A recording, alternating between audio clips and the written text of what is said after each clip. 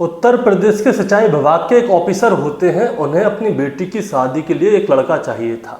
इसीलिए उनके ऑफिस में जो भी आता था वो उससे कहते थे कि अगर तुम्हारी निगाह में कोई अच्छा लड़का हो तो हमें बताओ, ताकि मैं अपनी बेटी की शादी उससे कर सकूं। चाहे कोई रिश्तेदार हो, चाहे कोई जान पहचान वाला हो, क्योंकि उन्हें अपनी बेटी की शादी करानी थी। तभी एक दिन एक आदमी उनके पास आता है। वो उनसे कहता है कि मेरी नज़र में एक लड़का है बहुत अच्छा, जो दिल्ली में पार्किंग का ठेकेदार है। देखने में भी बहुत अच्छा है, आपके समाज का है, आपकी जाति का है और अच्छा पैसा कमाता है। खुद का घर है, खुद की गाड़ी है, सब कुछ अपना है और किसी भी प्रकार की उसमें कोई कमी नहीं है। अगर आप कहो तो मैं उससे रिश्ते की बात करूं। अब ये ऑफिसर बोलते हैं कि अगर तुम्हें लड़का इतना ही अच्छा लगता है तो रिश्ते की बात आगे बढ़ाओ। रिश्ते की बात आगे बढ़ती है। ये सिंचाई विभाग के ऑफिसर अपनी बेटी की शादी उससे कर देते हैं। धूमधाम से शादी होती है। इसके बाद वो लड़का क्या करता है, वो सोचता है कि भविष्य में जब उसके बच्चे होंगे तो उन्हें किसी अच्छे स्कूल में डालना है। उनकी रहन सहन, उनकी परवरिश बहुत अच्छी तरह से करनी है। इसीलिए वो क्या करता है, लखनऊ में एक बहुत अच्छा मकान खरीद लेता है और वहीं पे अपनी पत्नी के साथ रहने लगता है। और इसके बाद उसके जब बच्चे होते हैं तो लखनऊ के बहुत ही अच्छे स्कूल में उनको पढ़ाता भी है।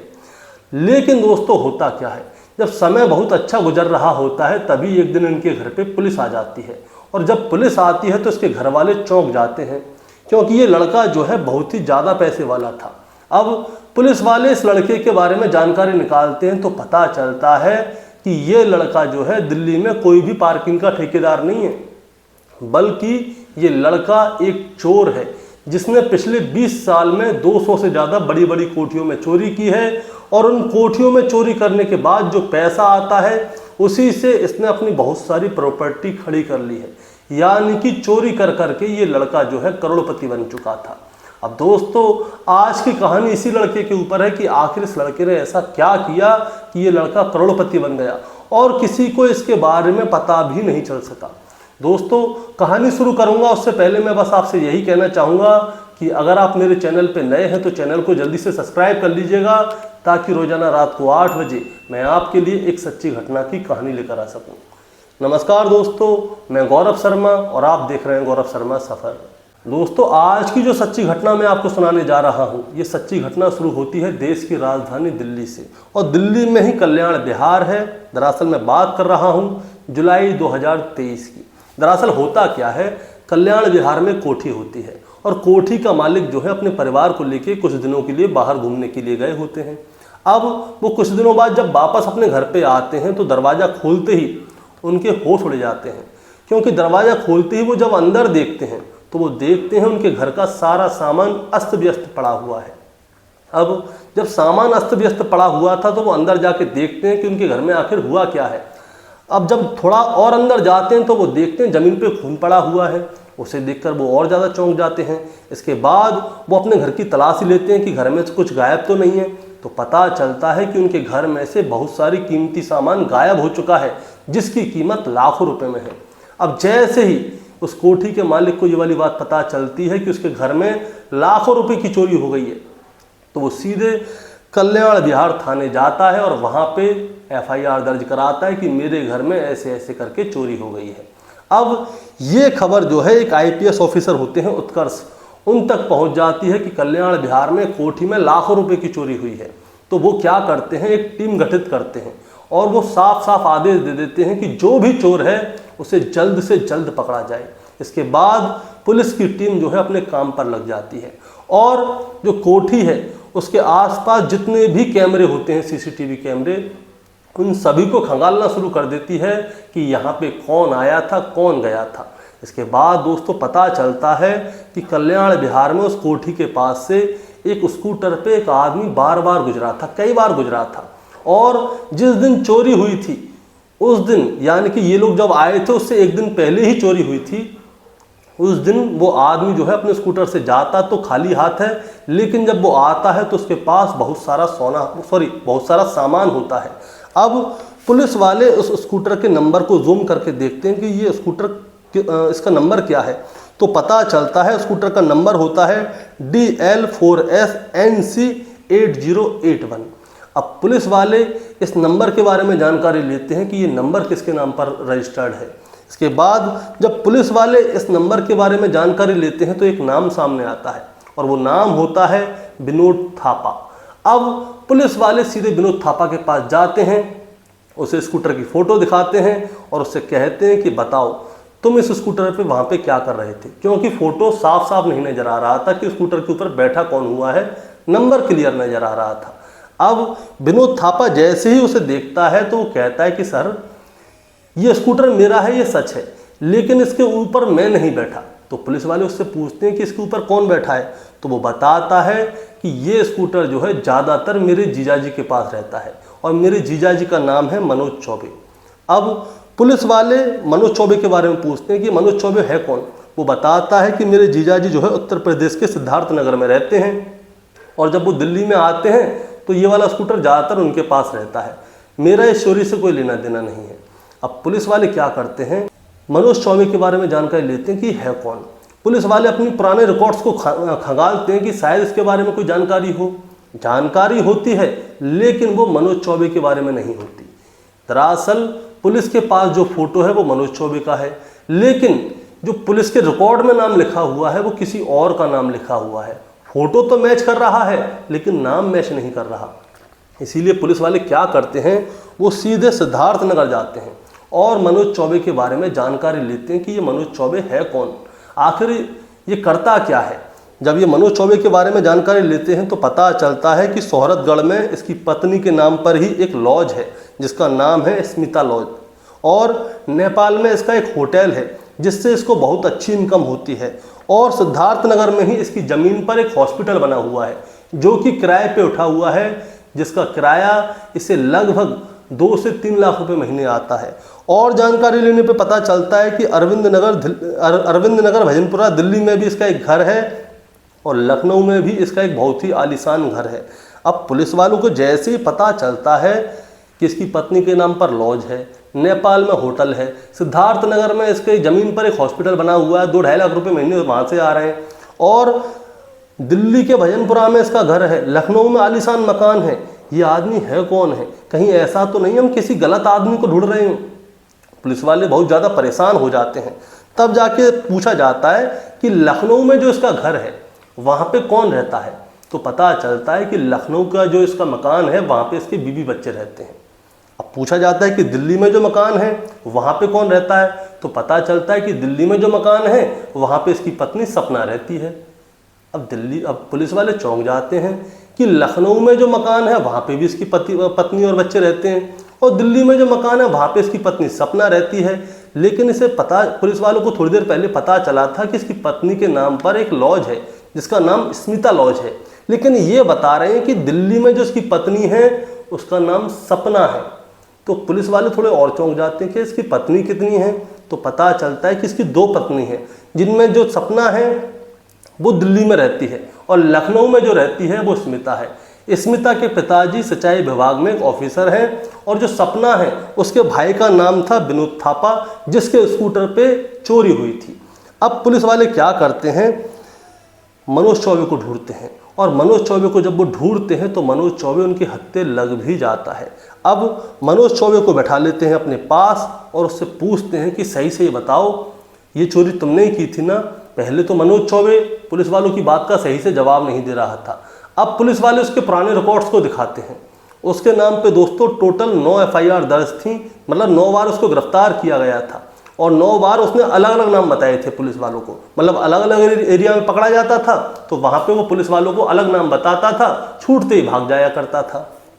अब पुलिस वाले सारे रिकॉर्ड उसे दिखा देते हैं और फिर उसके साथ थोड़ी सख्ती बरतते हैं, और जब पुलिस वाले उसके साथ सख्ती बरतते हैं तब जाके मनोज चौबे शुरू से लेकर आखिर तक की पूरी कहानी सुनाता है कि आखिर उसने चोरी की तो की कैसे और कहाँ कहाँ पे उसने चोरी की। वो बताता है कि साहब, सिद्धार्थ नगर से मैं 1997 में दिल्ली आया था, और दिल्ली में कीर्ति नगर पुलिस स्टेशन में कैंटीन में मैं काम किया करता था। कैंटीन में काम करता था, सब कुछ ठीक था, लेकिन एक बार क्या होता है, उसे कोई चीज़ चोरी करने का मौका मिल जाता है और वो चीज़ को चोरी कर भी लेता है, और जैसे ही वो चीज़ को चोरी करता है तो वो पकड़ लिया जाता है। अब पकड़ लिया जाता है तो वो इसीलिए जेल चला जाता है, जेल में सज़ा भुगतता है। उससे नाम पूछते हैं, उसका मनोज चौबे से नाम पूछते हैं तो वो कोई और नाम बता देता है, अपना असली नाम नहीं बताता। अब वो जेल से जब बाहर आता है तो वो अपने लिए काम तलाश करता है कि मैं काम क्या करूं।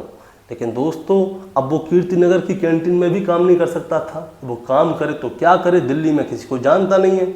इसीलिए वो क्या सोचता है कि क्यों ना मैं चोरी ही करूं, क्योंकि चोरी की वजह से तो मैं जेल गया था।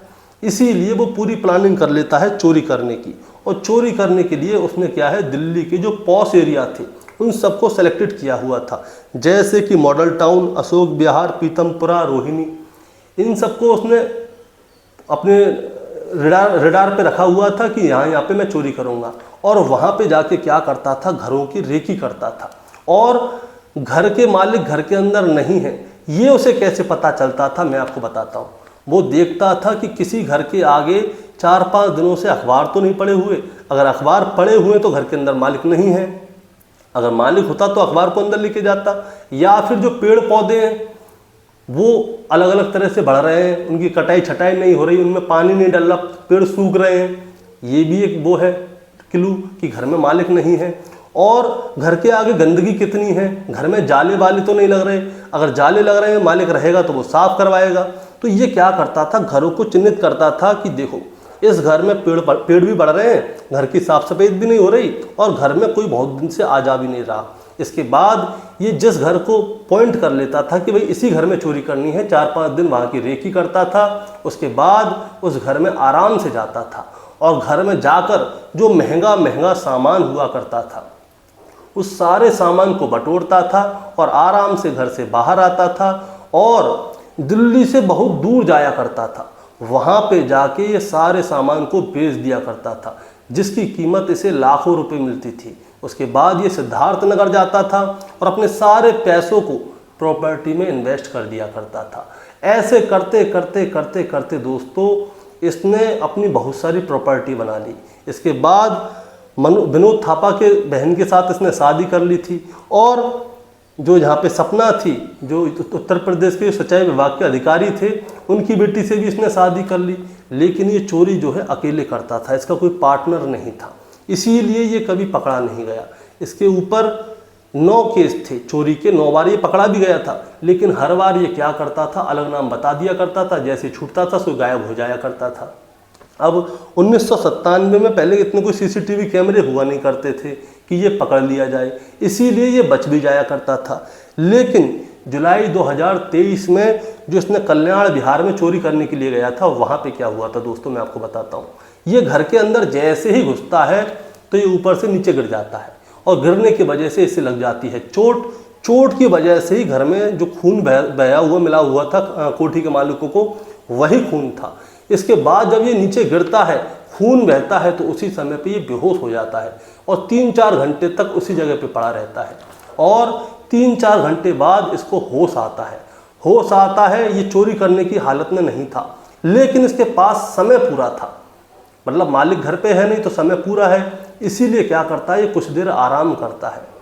इसके बाद ये सारे सामान को बटोरता है, अपने स्कूटर पे रखता है और वहाँ से रफू चक्कर हो जाता है और सारे सामान को लेके फिर से कहीं दूर जाके बेच देता है और जो पैसा मिलता है उसे अपने घर पे ले जाता है।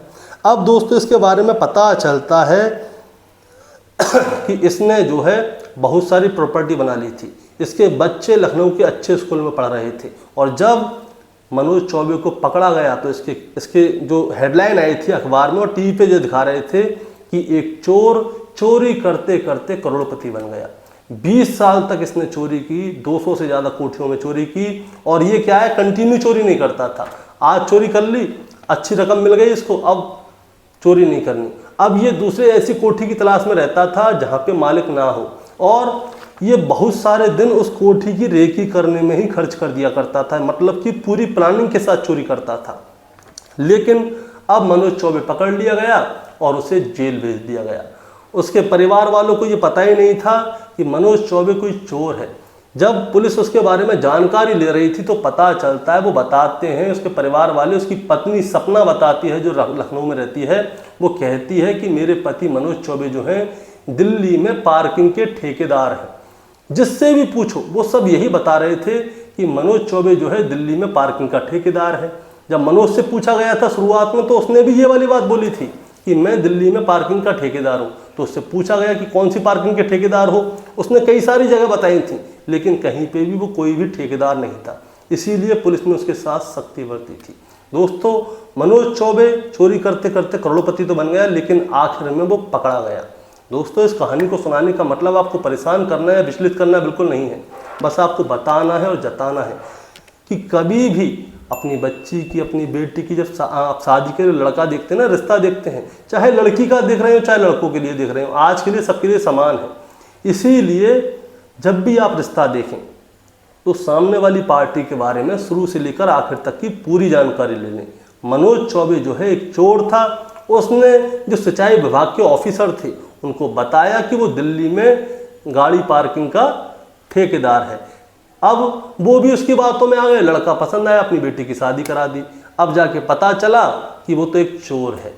अब ये लड़की के लिए हो गया, और लड़कों के लिए ये हो गया कि भैया इतने दिनों से हत्याएं हो रही हैं, नई नई दुल्हन अपने पतियों को मार रही हैं। इसलिए लड़कों वालों को भी अच्छी तरह से जांच पड़ताल करनी चाहिए कि लड़की का किसी के साथ संपर्क तो नहीं है, लड़की के कहीं बड़े बड़े सपने तो नहीं हैं। बहुत सारी चीज़ें हैं। दोस्तों, आपका क्या कहना है इस कहानी के बारे में, आप ज़रा हमें कमेंट में बताएं। चैनल पे नए हैं तो चैनल को सब्सक्राइब करके जाएं, ताकि रोजाना रात को 8 बजे मैं आपके लिए एक सच्ची घटना की कहानी लेकर आ सकूं। और जाने से पहले एक बात बताता हूं, नीचे लाइक के बटन को अब जब लाइक करेंगे तो हाइप का बटन आएगा, तो उसको हाइप के बटन को भी दबा दीजिएगा, ताकि हमारी वीडियो और हमारा चैनल बूस्ट हो। नमस्कार।